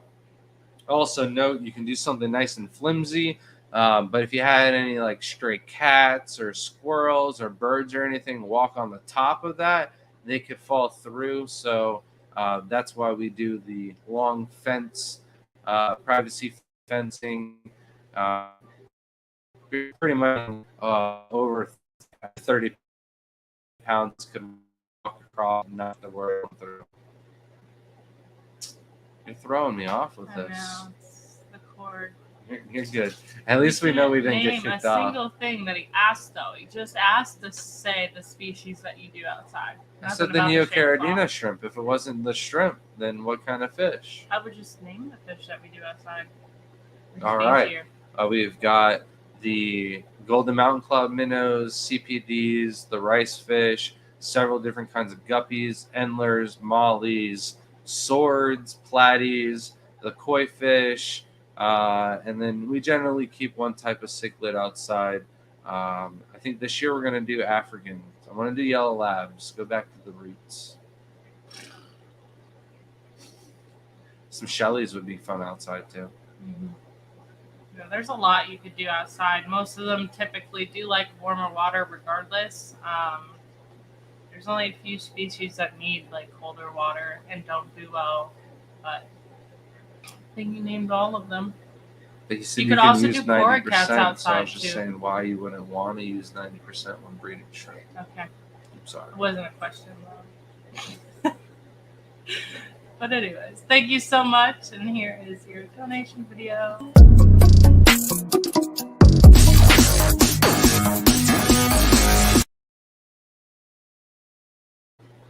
And Vibes coming in too. Oh, sorry, were you gonna say No, I was something? just going to say thank interrupted you for the donation, though. It was much appreciated. Vibes coming in hot once again, though. For the $1.99 super chat says thanks y'all for the live stream. Bye. You have a good night, man. We'll see you soon too. It's not over, though. It's gonna be. You got 30 I know. more minutes. I know. I'm You're going to just saying. miss the announcement that I wrote He's down. You're going to have to probably rewatch it tired. tomorrow.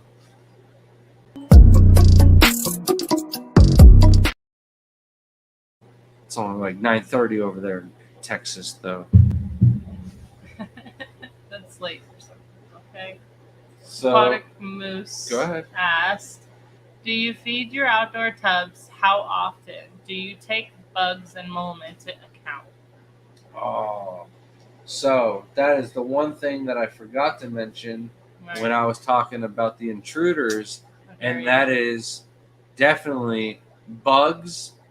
Here in Florida, we've got a bunch of lizards. I find a lizard in the pond every now and then, but I find a lizard fouls up the water a little bit too much. So unless there's like 1,000+ shrimp in that pond, I probably won't let them munch on a lizard. But every single time I go through the ponds, I always find like one little tiny, like shiny metallic looking blue bead or plastic, and I'm like, oh man, what got in there? And it's almost always those shiny metallic beetles. Like the shells, their molts are just a little bit more resilient and don't deteriorate underwater. But there's all different kinds of little bugs, fruit flies, all different things that fall into the ponds, and I don't really like count them as overall foods. I just those are extra little goodies and benefits to the pond. What I really worry about is how quickly they eat the food. So if I'm feeding algae wafers or soy ahoy or any of the other, we will use a lot of shrimp envy complete outside and stuff like that. So I'll feed them. I'll come back after 30 minutes and check up on everything. And then I'll come back after 3 hours and make sure that everything has been eaten, all the food is gone. And if it's not, then I'll feed less the next time we feed. Right now, we're feeding the ponds every other day. That's just because the water is kind of cooler. There's not a lot of shrimp in the tubs. They kind of need to recuperate after Black Friday sales and then all the love and attention that we've been getting through YouTube. We've been generally regulating a little bit more sales than usual. So we haven't had time, warmer weather, to really rebound on numbers outside. But in another month or so, we'll be feeding every day. And then in prime time, some of the ponds and stuff like that, I could even feed twice a day if I wanted to, or large feeding all at once.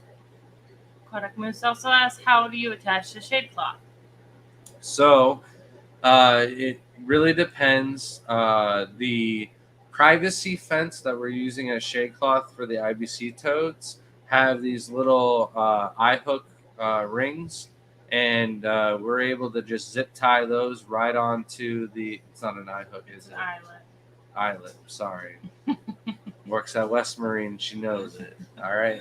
So we just zip tie those onto the back of the IBC totes, and then on the other side, we just use some clamps to hold it down, so that way it's easy to take the clamps off, move the shade cloth, feed, or catch the shrimp. But with the greenhouse, we just staple it right onto the wood and stuff like that. You kind of got to get creative. It really depends on your type of cloth that you have and your kind of tub. For the muck buckets, I might make like a screen that's going to go over all of them with like a wood box or something like that to keep out the dragonfly larvae, so we can start raising the Daphnia shrimp. But it won't be anytime soon. Dennis asks, are you happy with the quality of swordfish outside? Absolutely. Swordfish do phenomenal outside compared to inside. They grow much bigger, especially if you give them more room. I cannot wait to share with you guys the koi swordtails that I got. They are phenomenal. Are those going in the pool? What's going in the pool? You're not taking those in the pool. They would. Babies of these will go eventually in the pool, but all right. So I shouldn't put the other swords back in the pool. You could put you have to split up the tangerines and the vampires and the brick swords. There's 3 different types of swords we have, so you have to split them up. Because specifically, most people have brick reds in our little community, but they don't have the vampire ones. So, but I would prefer probably the brick reds to go in the pool, and then ponds for the other 2, since we'll sell those most likely. I think we get rid of 2 of the swords and just do 1. Don't you talk about I love. We don't have swords. enough ponds. We have like 50 ponds outside. Most of them have shrimp. I'm talking about the ones we've set up on the other side and have not used. Yeah, I guess we can just throw them in. They do tend to get a lot more coloring and bigger outside. So yes, outside is the best for anything, I would say. Scuba Seed said he'll send us some yellow labs. Don't. Thank you. Somebody else said they had a bunch of. I think it was Richard Reynolds. Richard, you got a bunch of yellow labs for me, right? I can't stand them. I like them, but they're just.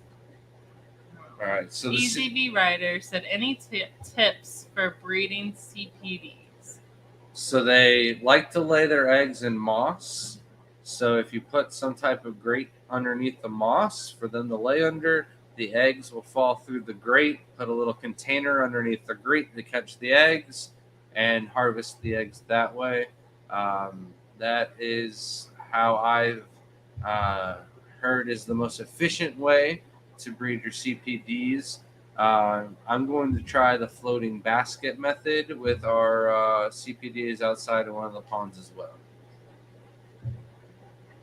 I need to get a floating basket first, though. Sibley said, "Are angelfish a good fish to try and breed?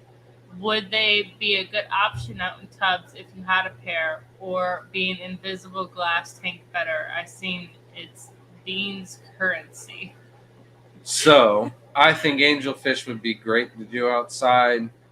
Culling and doing stuff like that might be a little difficult, but with a big enough net, you just catch out all of them at once, cull, toss them, put them aside.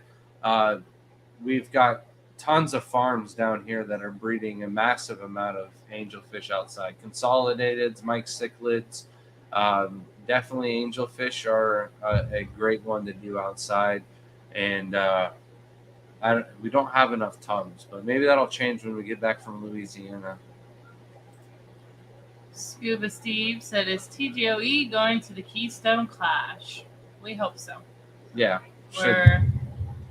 We're a couple shows behind and figuring that out. If there's a table, there's a table. If not, I don't know. Hopefully we can go. Even if there's not a table, we might still go and just crash at the Bod Rocks and just show up for the thing. Oh, yeah. And, yeah, maybe it's just a one-day occurrence that we go to the Keystone Clash just for the banquet so I could win everything and then go home. Aquatic Moose. Love Shelby's passion for And fish. I'm being humble here. I meant all of the raffles, not the shrimp and fish show. I'm probably going to lose all of that. I did say, did you say You lost to a red cherry swords? last year. Yeah, I'm not entering that unless someone actually knows what shrimp there are, because I brought one of my pinto shrimp and it lost to a red cherry. Just a $50 Red Galaxy Pinto. Flawless. Nothing wrong with it. I purposely entered a shrimp that would do worse than her, and then I placed. And she didn't. And I didn't. So I put that shrimp's life in danger for no reason. I love that. It came back home safely, don't worry. But it is always those shows you got to be cautious because you could lose something. And I mean, any bull show, because one person can mess up. We actually have a sword straight from Dracula himself. I want to see the new Dracula movie. It's Nicolas Cage. It's so cringy. It's cringy as could be. But yes, we do have vampires. They're really deep. They're almost like a red coloring. It's orange, but it looks red. Our internet is awful right now. See that? It's awful. And then it has a jet black tail. They're really cool. They're like my favorite thing ever. Dennis says, "How many man hours do you and your employees work to keep it all going? It must be a lot." Well, you're looking at the only 2 employees. Yeah. Our kids help with packages on Monday to take them to the post office. And I've got like 2 friends that might an hour a month to help us out around the house and stuff like that, and tanks and whatnot. But I do probably 6 days a week from, I'd say, 10 o'clock to 10 o'clock. I do water changes, but because of the way we have the water moving and stuff like that, I'm not really doing water changes the whole day. I'm more like just filling up containers and walking away from them. And I know if I go to the park and play handball and whatnot with the kids, I can come home to a full trash can and then just keep doing the water changes and fill up as much as I can before we call it quits and start the day up again. But we try to do 36 aquariums every single day. And that basically gets me 1 day off a week, and then all the tanks are done every 2 weeks. But we've got to upgrade our system here very, very shortly. We are making ground in Jaden's room. Once Jaden's room is done, I'll be adding a nice, tall, standing container at the end of his hallway. But now, standing container make life miserable. So we're just going to grind through, finish all the drywall in Jaden's room. Believe it or not, we had to go buy hammers just to get this job done because we lose our hammer at every aquascaping event that we do. But, you know, it is what it is. So we didn't buy expensive hammers. I bought in a hammer knowing that I was going to lend it out probably in the next 2 shows and it's going to be missing. We should write on the hammers. Like, if you find this, please report it to TGOE YouTube. I don't know. I'm lucky with the water changes. I take care of the garage. I've taken that over, and because I set it all up and I take care of You're it. going to come home It to a only brand new takes- garage tomorrow. My garage, pretty much the day. So, I mean, like 10 hours maybe, not even. I could do it faster if I wanted to, but that would mess things up. And then All the swords, the quarry cats, Usually- and guppies will be gone from the garage.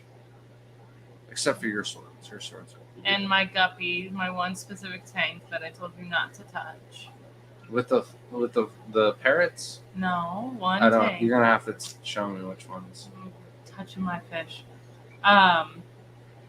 But it is a lot. Anyone that runs a home business, always try to support them. It doesn't matter like if it's us or someone else that's doing it at home. You gotta realize these people usually have normal jobs too. Like I work 3 days a week. Luckily I stepped down to 3 days. I used to work full time. And you're working constantly. It never stops. And we work in our home with our business, so you constantly see it. So We don't have vacations. We have paycations, right? it's fun. It's always been that way. It's enjoyable. We do it for a reason. We actually do enjoy doing what we do. Boots and Cass says, I caught one of my shrimp molting for the first time. It was laying on its side and not moving much. Is it normal or do you think there's a problem?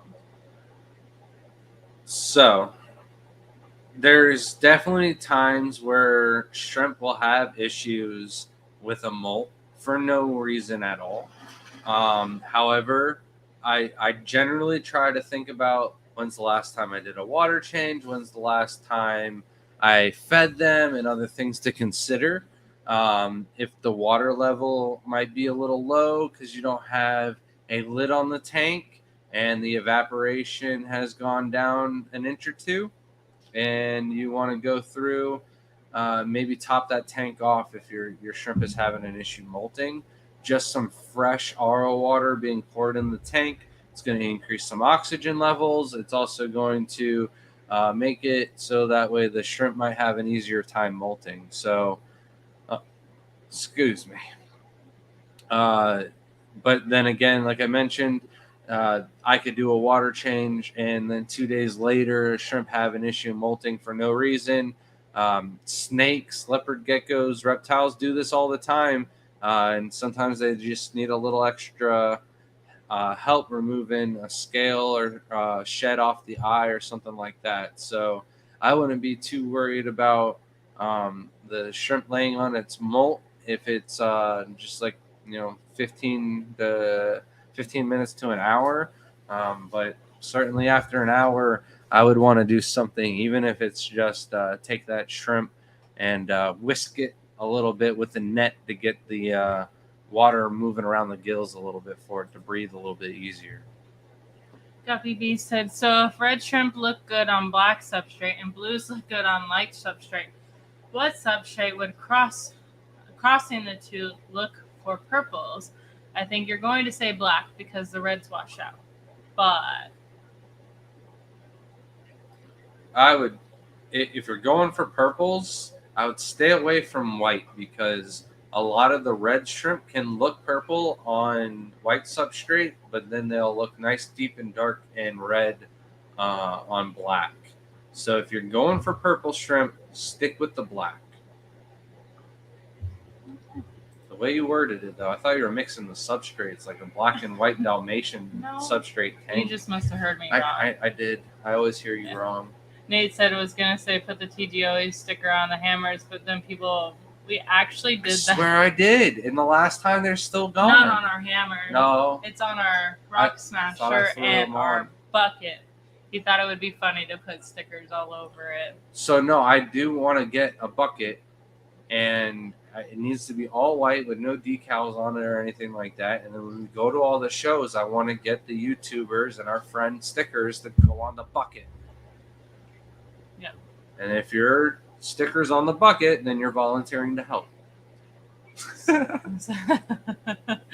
Oh, speaking of that, I skipped it, but Crip so graciously said that he would share his table with us. Oh, He's so nice. thank you, Crip. But it's against the rules. There's no sharing tables allowed. Is there? Is that a rule? At most shows, I'm assuming. Oh. Sibley said, should I feed my shrimp more of one variety if they are eating it? I noticed almost all my Neos and Caradina love snow pops. Almost can't feed enough, but complete I feed minimum and it takes hours. So, the complete, I think, just has a lot more nutrition than the Snow Pops. The Snow Pops is just like, I don't know if you've seen kids treats, those little puffs. It's like all air inside. I don't think that the shrimp are really getting a lot out of the Snow Pops. However, the complete is just jam-packed, a dense little log of food that even if it takes them a longer time to eat, it's going to have a lot more nutrition. So I would feed less of the Snow Pops and make sure I feed more of the Snowflake, even if it means skipping a day or so in between food rotations and stuff like that. I also do think it might be how much you're feeding of the complete, because they are like so compacted, but when you put it in a tank, it expands so much. Like a few of the foods expand so much that you might just be overfeeding and not realizing it.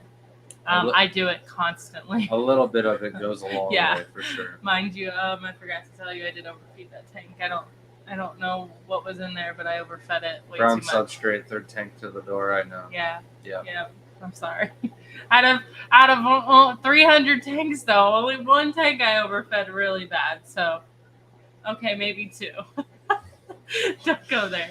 But good track record. Okay, it does sneak up on you with those because they are so like squished in there. I don't know how. Same with Snowflake. Is like it's a little pellet, and then all of a sudden it's like a giant pile in your tank. At first, a little fun fact: I didn't like the shrimp complete foods because of how dense and how much food it was. And when Rob reached out to me and he was like, "Hey, what's wrong with the food? What can I do to make better?" I'm just like, I've got so many tanks that I've got to break the pieces, and they're not easy to break pieces. I mean, they're breakable, but my thumb's been backwards and just my joints will end up cramping up from breaking pieces of food for 300 aquariums. So he did me a favor and he makes them into smaller pieces, and it really goes a long way, even with our tanks that are well populated with a ton of shrimp. Scuba said, but no credits for me gonna bully him into taking his table for y'all. I didn't see that earlier. That's hilarious. I could also just rent 2 rooms and have, one room completely separated. You won't know where that is for me to sleep. Party room. And then the other room will just be open to sell and, Can we put disco lights in there? Everyone comes in and they get a glow stick to look at the shrimp and you're like, under glow lights. No, I was going to go straight up like Steve, and I was going to tuck the shrimp in when people weren't there. I was going to make like human bodies out of the bags of shrimp. Stop. What? I think this would be great. How many species of Neocardinas do you carry for sale usually? And when is the best time to ship to the other side of the country? Thanks. What side of the country? Maybe like 11. California? But the Neocaridina shrimp we can ship all year round. Them things are just weather resilient little suckers. They can do cold, they can do hot. So whenever your tank has been cycled and running for 30 days, it's got a nice layer of biofilm. We can send them out whenever you're ready on that factor. But we do basically have all of the Neos except for the Rillies. That's really something I hope we can work on this year. We don't have purples, but every other color we have. The green jades and the green emeralds, we kind of sell those almost all via pre-sale. So if those are a shrimp that you want, reach out to us at thegardenofeater@gmail.com. They're $5 for the green jades and $6 for the emeralds. I do have no pre-sale right now for the green jades, so they might actually make it to the website, but slim pickings though. Big Dog says, "Hi, do you know why my pH keep going lower to 4.8 pH? What do I need to do?" What's in the tank? 4.8 pH isn't that bad for Caridina shrimp. So if you have a fresh bag of aqua soil, you've got the RO water with 0 kH in the water, 4.8 pH is good for boas, tai bees, tang tai. You name it for Caridina, they're going to do all right in 4.8. The other thing is if you have a ton of organics, talking botanicals, other little just stuff, organics in the substrate as well. If your substrate is all dusty and broke down, it's going to buffer a ton of pH really low, really fast, but a couple water changes and it's going to go back to a little bit higher of a level. So need more details, Big Dog, if you're going to help you out. If it's a Neocaridina tank, chances are it's too many organics and you got to get those out. Sibley says, "I feed a variety of complete mineral, protein, and snow pops. I meant when I feed snow pops, I eat a ton. But if it's like a treat, makes sense. I feed snow pops the least, maybe once a week or less." Yeah, I just don't think Perfect there's diet. much nutritional value, and they're just able to eat it a lot faster because it's not as a dense food as the rest. Zoltan asks, "Have you tried the sinking pellets from Aquatic Arts? We do have them. Have you tried them?" I just throw them out to the ponds. Yeah, We have not tried them for shrimp. Yeah, just throw them out to the ponds. Yeah. Well, I caught up in chat. Is there anything else you had to say? I mean, speaking of Aquatic Arts, the one thing I wanted to write down, I couldn't write in my pen, was if you're in one of the northern states and you're looking for fish and you're more comfortable with overnight shipping and stuff like that, we have signed up for Vivi. By we, I mean Shelby and Zach. Zach, who is Vivi's rep, came through for Global, wanted to come by, visit the house, came through. And this is something that we've been wanting to do for a while. We just really haven't had the livestock or anything like that to really meet their needs to sell on a different platform. However, we're diving into so many different types of fish. The overnight shipping option of $25 flat rate just makes sense for like the fish, the Sulawesi shrimp, the rabbit snails, to post those up to give you guys the option of overnight shipping. So look out for us on Vivi in the next couple of weeks. I know Zach's trying to fast track us in because I know our reputation, our DOA rate is so low that we shouldn't have any issues transitioning right in. We'll be shipping out only on Mondays on Vivi. So something exciting, hopefully. Pick up some sales here and there, and it'll be enough that Shelby can just step down from her job and not have to work for the corporate slave of America. Let's hope so. It's a little too much. People are mean.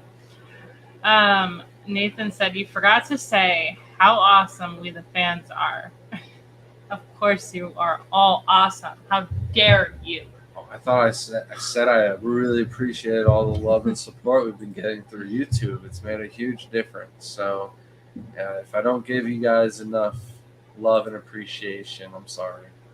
Brandon said, "Would a Neo with a fishbone-like pattern be desirable? It's something I hope to create." That would be pretty cool. Yeah, no, absolutely. I think the back lines are something that can be a little bit more refined and worked on.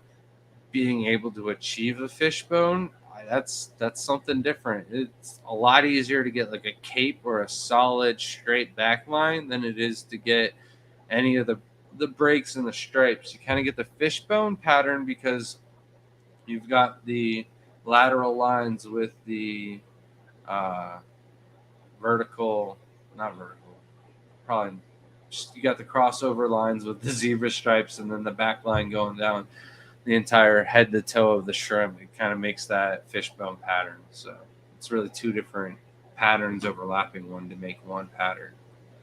And we got a new member. Dennis Engel, welcome to the team. Don't forget to email us at thegardenofeder, EDER, at gmail.com to get your member sticker. And here is your cute little welcome video.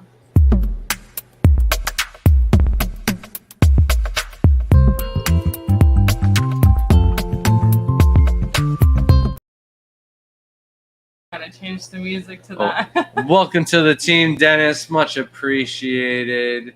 Man, I had something else to say, and then you totally threw me off with it. You forgot you changed Good. the jingle. Thank you. Oh man. Oh, all right. So also, Dennis, with that membership, you get 10% off to our site, tgoeshrimp.com. Email us to get the discount code if you need it before the sticker arrives. So if you guys don't have a sticker yet, everybody should have one or an email saying that it was on the way. If not, please reach out to us at thegardenofeder@gmail.com, and we'll make sure we get that sent out to you guys. All Things Fish Heads might set up a tub this year. Maybe. Recommended size. I don't have a ton of room in the yard, but there is a spot that's 50-50 sun and shade. I have everything else. I would go as big as you possibly can. I mean, it just makes the most sense. The more water volume, the less issues you're going to have.